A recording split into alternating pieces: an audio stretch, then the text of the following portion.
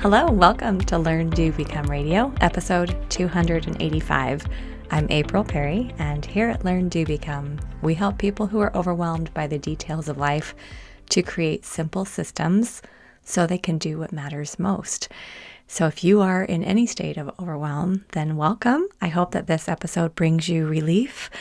I know that I'm doing my job. If you are breathing more easily, if you're feeling excited, if you feel like anything that comes your way is doable and you can rest and replenish and be present for your family and wake up excited and go to bed content. Before we jump in, I just want to highlight a few of our community members who are amazing. First is Rita. She said, "I am singing this and dancing around my house as I do. You all get this. I got off the phone with my husband as he rattles off all the house projects, and I said, that's not on my current projects list, but I will add it to my future projects list.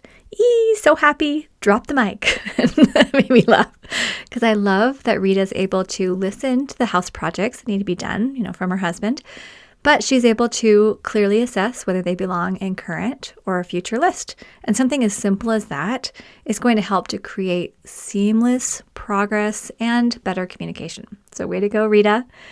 Next is from Sabrina. She said, "Sitting in my cleared out dining room, enjoying my morning coffee while I wait for Instacart to deliver the groceries.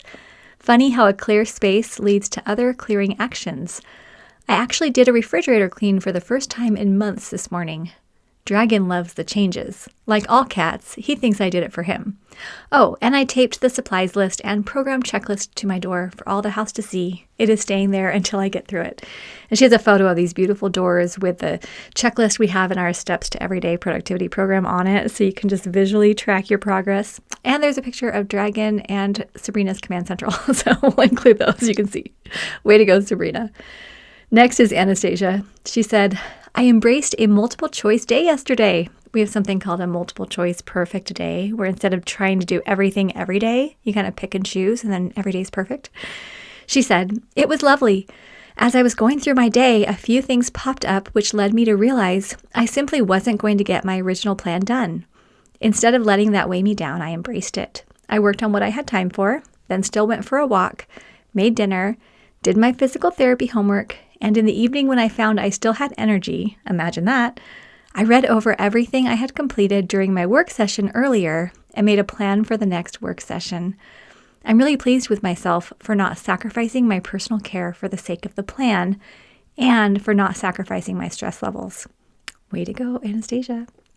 And this last one is from someone also named April. And she said, "I processed a pile, found missing new health savings account cards, and 3 checks totaling around $850. And she said all of them were still good to deposit." So that is amazing. There is money hiding in the piles. So way to go, April. All right, ready for the episode? Let's dive in. Today we're talking about your ideal planning spectrum. Now this is important because if it takes a full hour to plan your week, and the house must be dead silent, and your family members need to be happily occupied with other things, and you need your best energy to think, how often will that actually happen? Now, maybe you are in a stage of life where you have total control of your time, and this is a regular occurrence, and I hope that's the case. I've tried to do this throughout the last, 15 years. But today I'm sharing a few ideas to help identify your ideal planning spectrum, which means that you can stay on top of things and maintain a general sense of calm, whether you have tons of time or you're simply squeezing in a few minutes of planning while a frozen dinner is in the microwave. I have been through the whole spectrum, and while I've got systems in place that help me generally to be able to have time, I'm going to be sharing some experiences recently to show how this can still keep your life moving even when you have maybe chaos or unexpected things come up. All right, so let's go ahead and we're going to start with the higher end of the spectrum. What would you need in order to feel totally calm, organized, and ready for the coming week? For me, my ideal looks something like this. On Thursday, usually in the afternoon, I preview my calendar, for the next 10 to 15 days. I just spend maybe 3 or 4 minutes, and I note any events or activities I want to prioritize. I set it up where if I put an event on that I may want to do, it has a little question mark after it. The things I really want to do, are just there. And I keep my calendar pretty open. So there aren't a ton of things on it. I try to keep it as open as possible. Then Eric and I hold our weekly planning meeting on Friday morning. This is our couples time, and ideally, it's on time. We usually do it at 10:30. There's no rushing, and we go through the next 10 to 15 days on the calendar. After we've calendared, then we talk about projects we want to do, outdoor activities, date nights, etc., things that would be ideal to fold into our week. We also discuss any parenting or extended family needs and identify ways we can work together to maybe be helpful. And we end our planning session feeling connected and excited for the coming week. Sometimes we also even look out months in advance to identify conferences we want to attend or, trips we want to take or something like that. So we can look ahead and have something, we're excited about. We're excited every day. Just kidding. Not every day. Well, most days. All right. Then on Saturdays, I tidy and I clean the whole house. I like to clean, and it's like meditative for me. It's wonderful. So I do what I can to get everything clean. And I like to mop the floors and have everything vacuumed and bathrooms clean and all the trash taken out and all that. And then I fill the car with gas, stock up on groceries for the week, and go to bed feeling calm and optimistic. Then on Sunday, I create my week. I transfer my digitally calendared items, usually maybe 10 for the week, to my paper planner. I have a little color-coded marking system. And then I map out how I want to grow that week, spiritually, physically, socially, in my marriage and family, and in our business and volunteer roles. Next, I review my annual goals and my monthly current projects, and I update my next actions list. That's a weekly list organized by context. And I note any tasks that I definitely want to fold into specific days, and I write those on my paper planner on the daily pages. Then, on usually Sunday night, I create my day for Monday morning. So I have a general plan for how I will fold in my routines, tasks, projects, errands, quiet time, relationships, etc. And I do a little 3 to 5 minute create your day every day that week. Okay, so that's my ideal. And if you're listening to that and you're thinking, what on earth, April? I don't have that kind of time. Okay, now let's go to the lower end of the spectrum. Now, I actually shouldn't call it lower because it isn't worse. It's just different. It's going to take less time and it won't be as thorough. So I actually did have my ideal planning session this past Sunday, and I have a little photo on the show notes page if you want to see it, where I have my dream journal out and my planner and my markers, and I take out all my planning daily pages and I lay them in front of me so I can look at my week. And I love it. I'm just in the zone. I'm having so much fun at my desk. I'm creating my week and feeling just thrilled about it. Okay. But my planning sessions during the 5 prior weeks were super simple and super basic. And I'll just explain a little bit about why. So in week number 1, our daughter Aaliyah and our grandson came to visit. So I was in full Nana mode. I'd kind of cleared the week so I could just help her take care of our grandson and just be present. Then the next week, Eric and I took a little trip together for 5 days. We'd been really looking forward to this. And then the 3rd week, Aaliyah had an emergency surgery. She spoke about it in episode 283 here on the podcast and shared how she kind of kept things going while she was recovering from surgery. So I flew out to help her Monday through Friday of that 3rd week. Then during the 4th week, I went into catch-up mode here at home because I hadn't really spent much time with our son Spencer. He's 17, and I want to spend time with him and with Grace and Ethan. There are young adults who are living nearby. And then we just had a bunch of stuff we needed to do. Our dog had to have surgery. She had a little tumor removed, but she's good now. We just had so much that was just coming at. A friend needed help moving. We are still maintaining things here at Learn, Do, Become. So I was doing some of my work. volunteer stuff. There's just a lot going on. I have a new role in our church. I'm working with the children now, so I'm over the children's organization. So I was getting all the things ready for that. Anyway, it was just a lot done. So I kind of went into catch-up mode. And then Eric and I went to a business conference out of state for a few days during the 5th week. So during that whole time where I'm either caring for my grandson or I'm traveling or I'm catching up, I'm taking care of a lot of things, I couldn't do a full sit-down system. In fact, I didn't even take my planner with me when I traveled. I just took out the things I needed and had a little backpack. So it was so simple, but here's my simple planning system.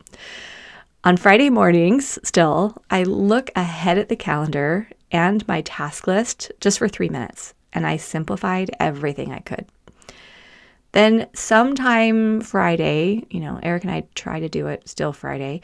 Sometimes it drifts into the weekend, but we did a quick couples planning session. This basically means we're like standing somewhere and we quickly open our calendars and just say, hey, what's coming up? What do we need to do? I just found if Eric and I don't talk at all about the coming week, then we're going different directions and we can't support each other. So this is a must where we at least like open the calendar and say, what's going on? So then because I wasn't using my paper planner, I used my digital project manager. I use Asana to organize day-to-day tasks. So each day I go, it's called My Tasks, and I click on that and it just says, here are the 3 to 5 things that need to be done today. So I just look at that, and normally those are the things I transfer into my planner, and I don't mind transferring it because I like to really be deliberate about what I'm doing, and I don't like being on my phone all the time, so I love my paper planner. But when I'm traveling, I just use my digital calendar and then Asana for my tasks, and it was very, very basic. And then each morning, whether we're traveling or we're with our family or whatever, I just check my calendar and I check Asana for the date-specific tasks. I just do the bare minimum. I do the things that need to be done, and I just called it good. And then whenever I was home, like in between those weeks, I handled mail and papers immediately, so nothing even went into my inbox. Typically, when something comes in and you think, oh, I can't do this in 2 minutes or less, I'll put it in my inbox and I'll handle it during my weekly review. But because I knew I wasn't even going to be there, like I can't put this in the inbox, I need to just deal with it. So if it's a bill, if it's a wedding invitation, if it's, whatever was coming in, I would just make decisions and move forward, or take pictures and then add that picture into an Asana task that was dated for me, so I wouldn't need the paper, right?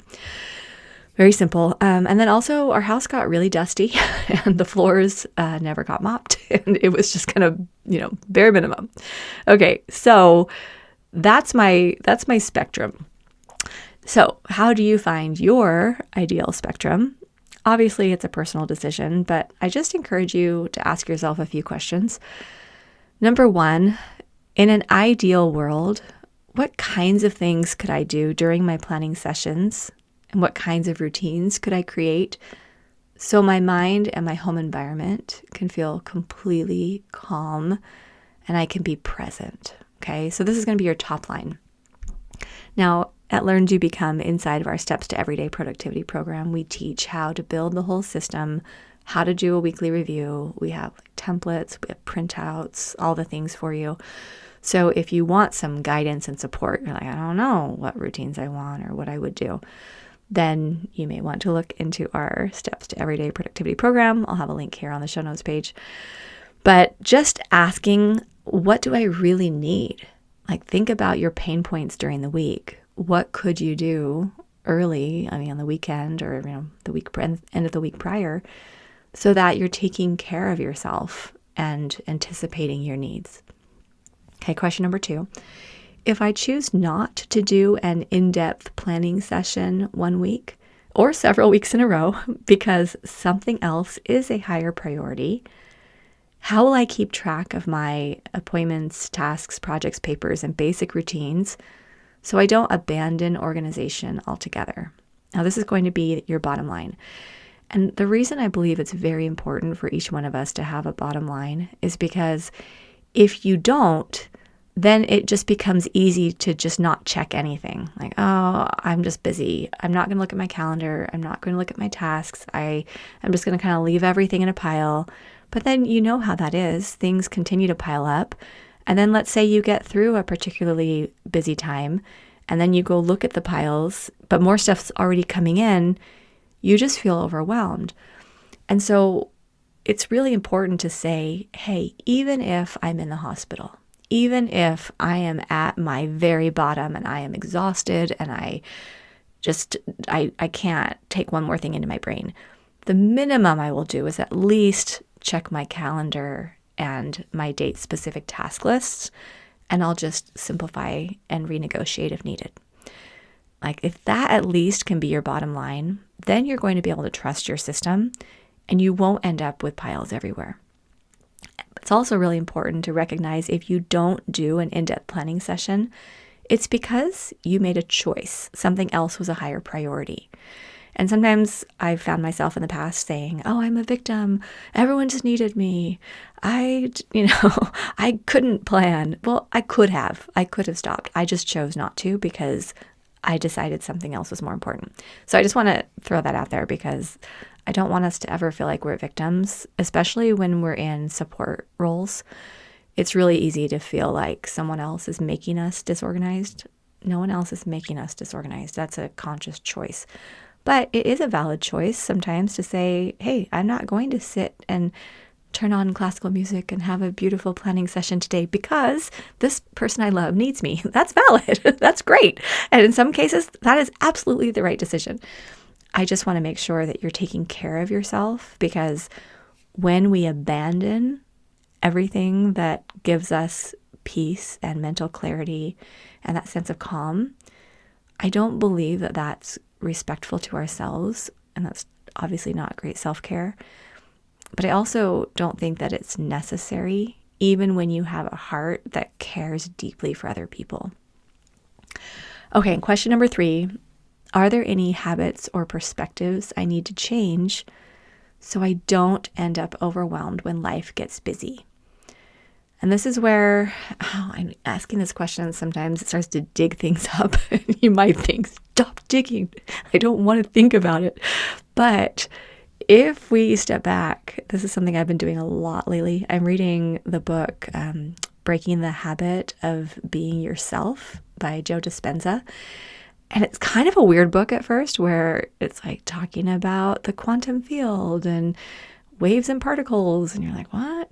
But at the end of the book, he ties it all together, sharing how as you can break these, like brain patterns and these habits of always being the victim or ruminating on thoughts about when someone made you angry or believing that you can't step into a role you're excited about or whatever. Like there's all these things that we do where we keep ourselves stuck.